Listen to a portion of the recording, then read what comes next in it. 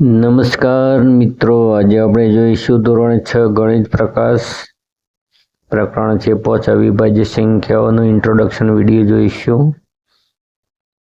તો આ ચેપ્ટરના જે તમામ જે રીતો છે જે આપણે જરૂરી છે તેવી બધી બાબતોની ચર્ચા કરીશું. તો આ પ્રકરણની અંદર જે સમાવિષ્ટ મુદ્દાઓ છે એ દરેક મુદ્દાઓ વિશે આપણે સમજણ મેળવીશું કે જે દાખલો ગણવા માટે આપણા માટે ખૂબ જ જરૂરી છે. તો તેવી બાબતોની આપણે ચર્ચા કરીશું. તમને વિડીયો ગમે તો લાઈક, કોમેન્ટ અને શેર કરજો. ચેનલને સબસ્ક્રાઈબ કરજો. Thank you so much. તો અહીંયા પહેલો પોઈન્ટ છે અવયવો. તો અવયવો આપણે કેવી રીતે પાડી શકીએ? તો કોઈ પણ સંખ્યા હોય તો એના અવયવ આપણે પાડવા હોય, દાખલા તરીકે 12ના અવયવ આપણે પાડવા છે તો 12 કયા કયા ઘડિયામાં આવે છે તે આપણે જોવું પડશે. તો 12 એકા 12, 6 દુ 12 અને 4 તરી 12, એટલે કે 1, 2, 3, 4, 6 અને 12. તો 12ના અવયવ થશે. દાખલા તરીકે 50ના અવયવ આપણે શોધવા છે તો 50નો પોતાનો ઘડિયો હશે. 50 એકા 50, 25 દુ 50 અને 10 પંચુ 50, એટલે કે અહીંયા અવયવ આપણને મળે છે 1, 2, 5, 10, 25 અને 50. તો કોઈ પણ સંખ્યાના અવયવ આ રીતે આપણે મેળવી શકીએ કે તે કયા કયા ઘડિયામાં એનો સ્થાને આપણે અવયવો કહીશું સામાન્ય અવયવો. તો મિત્રો અહીંયા 4ના અવયવ પડે છે. 4 એકા 4 અને 2 દુ 4, એટલે કે 1, 2 અને 4 એ 4ના અવયવ છે. તેવી જ રીતે 8ના અવયવ તો 8 એકા 8, 4 દુ 8, એટલે કે 1, 2, 4 અને 8 એ 8ના અવયવો છે. તો અહીંયા સામાન્ય અવયવ મળશે 1, 2 અને 4, એટલે કે જે બંનેમાં હશે તેને આપણે સામાન્ય અવયવ કહીશું. એટલે 4ના અવયવ અને 8ના અવયવમાં જે બંનેમાં હોય તેને આપણે શું કહીશું? સામાન્ય અવયવ. હવે ત્રીજો પોઈન્ટ છે અવયવી. તો અવયવી એટલે કે દાખલા તરીકે 4ના અવયવી આપણે શોધવા છે તો 4 એકા 4, 4 દુ 8, 4 તરી 12, ચોકુ ચોકુ 16, 4 પંચુ 20, 4 છક 24. એ રીતે અનંત સુધી આપણને અવયવી મળશે. તેવી રીતે 6ના અવયવી તો 6 એકા 4, 6 દુ 12, 7 તરી 18, 6 ચોક 24. અહીંયા ભૂલથી 25 લખાઈ છે, ખોટું છે. તો અહીંયા સામાન્ય અવયવ આપણને મળશે 12, 24. તો મિત્રો અહીંયા સામાન્ય અવયવ આપણને મળી રહ્યા છે 12 અને 24. તો હવે આપણે 12 એકા 12, 12 દુ 24, 12 તરી 36, 12 ચોક 48. એ રીતે આપણે 12નો ઘડિયો એ બંનેના સામાન્ય અવયવી બની જશે. અવિભાજ્ય સંખ્યાઓ. અવિભાજ્ય સંખ્યાઓ એટલે કે એવી સંખ્યાઓ કે જેના માત્ર 2 અવયવો હોય તેને આપણે અવિભાજ્ય સંખ્યાઓ તરીકે ઓળખીએ છીએ. તો માત્ર 2 અવયવો વાળી સંખ્યા એટલે કે કોઈ પણ સંખ્યાને આપણે અવિભાજ્ય અવયવ પાડીએ તો એક તો સંખ્યા પોતે હશે અને એક, એટલે કે એમ એને 2 અવયવો હશે. તો એક સંખ્યા પોતે અને એક 2 અવયવો હશે. તો અવિભાજ્ય સંખ્યાની માત્ર 2 જ અવયવ હોય છે. દાખલા તરીકે અહીંયા આપણે દાખલા તરીકે 3ના આપણે અવિભાજ્ય અવયવ પાડીએ તો 3 એકા 3, 5ના તો 5 એકા 5. તો મિત્રો અહીંયા 3ના અવયવ 1 અને 3, 5ના અવયવ છે 1 અને 5, એટલે કે જે 2 જ અવયવો ધરાવતી હોય તેવી સંખ્યાને આપણે અવિભાજ્ય સંખ્યાઓ કહીશું. માટે 3 અને 5 અવિભાજ્ય સંખ્યાઓ છે, કેમ કે તેને માત્ર 2 જ અવયવ છે. હવે વિભાજ્ય સંખ્યાઓ કોને કહીશું? તો વિભાજ્ય સંખ્યાઓ એટલે કે 2 કરતાં વધુ અવયવો વાળી સંખ્યાઓ. 2 કરતાં વધુ અવયવો વાળી સંખ્યાને વિભાજ્ય સંખ્યા કહીશું. દાખલા તરીકે અહીંયા 4, તો 4 એકા 4 અને 2 દુ 4, એટલે કે 1, 2 અને 4, એટલે કે 2 કરતાં વધારે અવયવો છે, એટલે આપણે એને વિભાજ્ય સંખ્યા કહીશું. મૂળ 2 કરતાં વધારે અવયવો હોવા જોઈએ. 2 હોય, 3 હોય, 4 હોય, 5 હોય, 6 હોય. હવે સહઅવિભાજ્ય સંખ્યાઓ આપણે જોઈશું 6થા નંબરમાં. તો મિત્રો એક સિવાય કોઈ સામાન્ય અવયવ ન હોય તો તેને સહઅવિભાજ્ય સંખ્યા કહે છે. એટલે કે માત્ર એમાં સામાન્ય અવયવ કે કયો હોય છે? એક જ હોય છે. અને એક સિવાય કોઈ સામાન્ય અવયવ ન હોય તો તેને સહઅવિભાજ્ય સંખ્યા કહે છે, એટલે કે માત્ર એક જ સામાન્ય અવયવ હોય છે.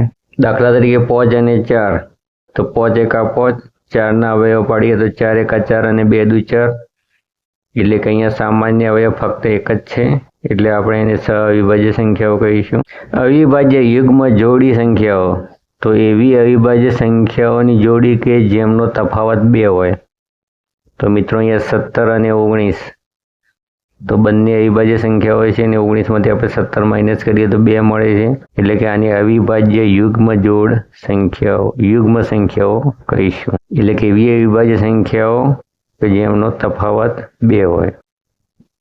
હવે 8મા નંબરમાં આપણે જોઈશું અવિભાજ્ય અવયવીકરણ. તો અવિભાજ્ય અવયવીકરણ આપણે બે રીતે કરી શકીએ છીએ, અહીંયા ભાગાકારની રીત અને ગુણાકારની રીત. તો 50 તો 2 25 તો 50, 5 25 અને 5 એકા 5. એવી રીતે તો આના અવિભાજ્ય અવયવ પડે છે 2 ગુણ્યા 5 ગુણ્યા 5.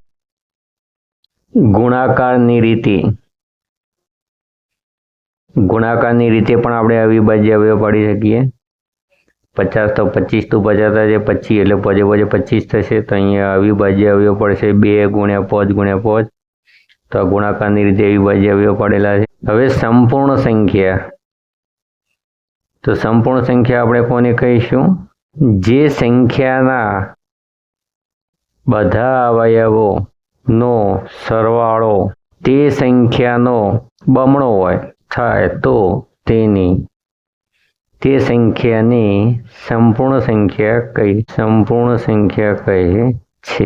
એટલે કે જે સંખ્યાના બધા અવયવોનો સરવાળો તે સંખ્યાનો બમણો થાય, એટલે કે અહીંયા બધા અવયવો આપણે મેળવવાના અને અવયવો મેળવ્યા પછી તેનો સરવાળો કરવાનો, ને એ સરવાળો એ સંખ્યા કરતાં કેવો હોય? બમણો હોય. એટલે કે દાખલા તરીકે 12 હોય તો એનો સરવાળો 24 થાય, તો એને આપણે સંપૂર્ણ સંખ્યા કહીશું. તો એ મિત્રો કોઈ પણ સંખ્યા આપેલી હોય, સંપૂર્ણ સંખ્યા છે કે નહીં તે નક્કી કરવા માટે આપણે તેના અવયવો પાડવા પડે છે. તો દાખલા તરીકે 28, તો 28 એકા 28, 14 દુ 28, 7 ચોક 28. આપણે સરવાળો કરીએ તો 4 ને 2 6 અને 1 7 થશે. 15 4 19 પણ નવડો વધી 1 2 ને 3 ને 4 49 ને 7 55 ને 56. તો અહીંયા 28 દુ 56 થાય છે, એટલે કે આપણે 28 ના અવયવ અહીંયા 28 ના અવયવ પડ્યા અને તેનો આપણે સરવાળો કર્યો તો કેટલો થયો? 56 થયો. એ 28 કરતાં કેવો હતો? બમણો હતો. એટલે આપણે એને સંપૂર્ણ સંખ્યા કહીએ. તો મિત્રો કોઈ પણ સંખ્યા આપેલી હોય એને ભાગી શકાશે કે નહીં તે આ ચાવીઓ દ્વારા આપણે નક્કી કરી શકીએ છીએ. તો 2ની ચાવી.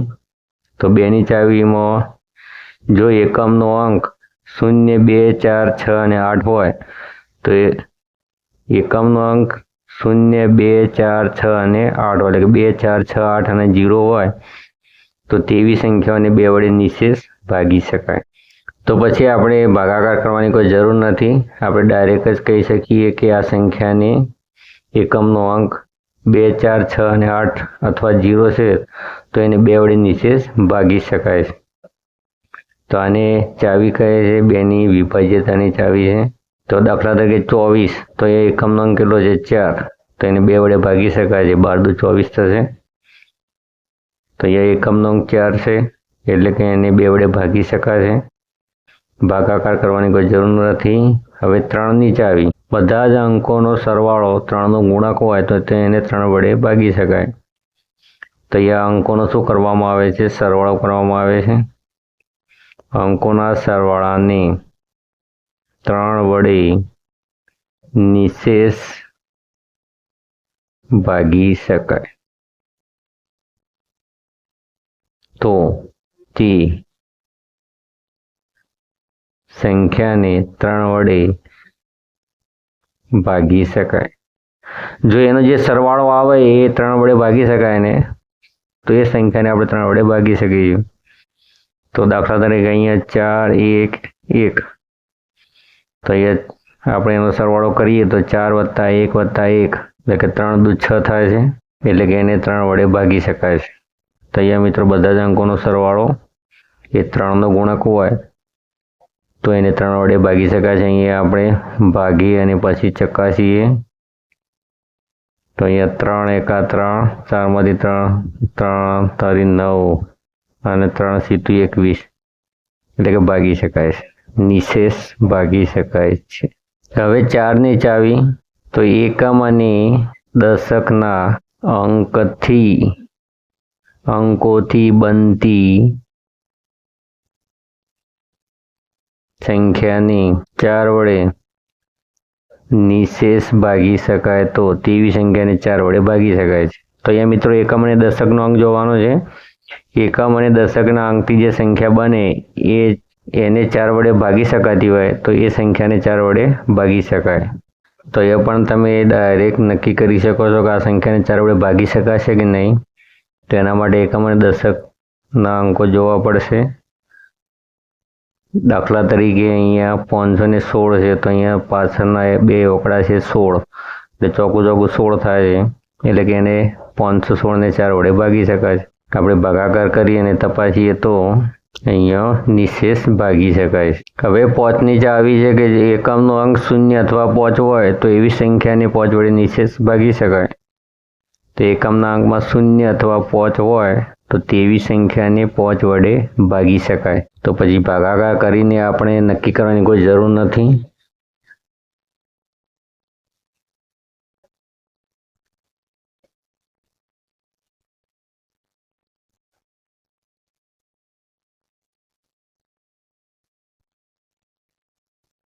તો એકમના અંકમાં 5 હોય અથવા 0 હોય તો તેને 5 વડે ભાગી શકાય છે. અહીંયા 50 તો અહીંયા એકમનો અંક છે 0, 5 દાન 50, 50 ને આપણે 5 વડે ભાગીએ 5 × 5, 0 0 પર ચડાવીએ એટલે અહીંયા નિશેષ ભાગી શકાય. 6 નીચે આવી તો જે સંખ્યાને 2 અને 3 વડે ભાગી શકાય છે તે સંખ્યાને 6 વડે ભાગી શકાય છે. તો જે સંખ્યાને 2 અને 3 વડે નિશેષ ભાગી શકાય તેની 6 વડે ભાગી શકાય. તો મિત્રો અહીંયા 2 ની અને 3 ની ચાવી તમારે તપાસવી પડશે અને 2 અને 3 વડે ભાગી શકાય તો સમજી લેવાનું કે એને 6 વડે ભાગી શકાય છે. તો દાખલા તરીકે અહીંયા 42 છે તો અહીંયા એકમનો અંક કેટલો છે 2 છે એટલે એને 2 વડે ભાગી શકાય. અહીંયા એકમનો અંક 2 છે એટલે 2 વડે ભાગી શકાય છે. અહીંયા 4 ને 2 કેટલા થાય છે 6, એટલે કે 3 ના ઘડિયામાં 6 આવે જ છે. 3 દુ 6 એટલે કે 3 વડે ભાગી શકાય છે. તો માટે 6 વડે ભાગી શકાય. તો મિત્રો અહીંયા જે 6 ની જે ચાવી છે એમાં 2 અને 3 ની ચાવી આપણે તપાસવી પડશે. 2 અને 3 ની વડે જો નિશેષ ભાગી શકાતો હોય છે તો એને 6 વડે ભાગી શકાય છે. હવે 8 ની ચાવી તો છેલ્લા 3 અંકોથી બનતી સંખ્યાને 8 વડે નિશેષ ભાગી શકાય તો તે સંખ્યાને 8 વડે ભાગી શકાય. તો મિત્રો અહીંયા છેલ્લા 3 અંકોને આપણે 8 વડે ભાગી શકાય છે કે નહીં એ આપણે તપાસવું પડશે. તો પછી જે સંખ્યા આપેલી હશે એને 8 વડે ભાગી શકાય છે કે નહીં તે આપણે નક્કી કરી શકીએ. તો એ પાછળના 3 અંકો જોવામાં આવે છે. દાખલા તરીકે 3184 છે તો અહીંયા 184, 8 દુ 16, 17 18 2 વધ્યા 8 તરી 24, એટલે કે 3184 ને 8 વડે ભાગી શકાય છે. હવે 10 ની ચાવી છે કે એકમનો અંક 0 હોય તો તેને 10 વડે નિશેષ ભાગી શકાય. તો મિત્રો અહીંયા 5 ની ચાવીમાં પણ 0 આવે છે અને 2 ની ચાવીમાં પણ 0 આવે છે, એટલે કે એકમના અંકમાં 0 હોય તો એને 2 વડે 5 વડે અને 10 વડે ભાગી શકાય. કેમ કે 2 ની ચાવી આવે છે, 5 ની ચાવીમાં પણ 0 આવે છે અને 10 ની ચાવીમાં પણ 0 આવે છે. તો આ સાથે મિત્રો અહીંયા આપણે ઇન્ટ્રોડક્શન વિડીયો પૂરો કરીએ છીએ. તમને વિડીયો ગમે તો લાઈક, કોમેન્ટ અને શેર કરજો. વિડીયો ગમે તો સબસ્ક્રાઈબ અવશ્ય કરજો. તમારી પાસે ટાઈમ હોય તો લાઈક, કોમેન્ટ કરજો. Thank you so much.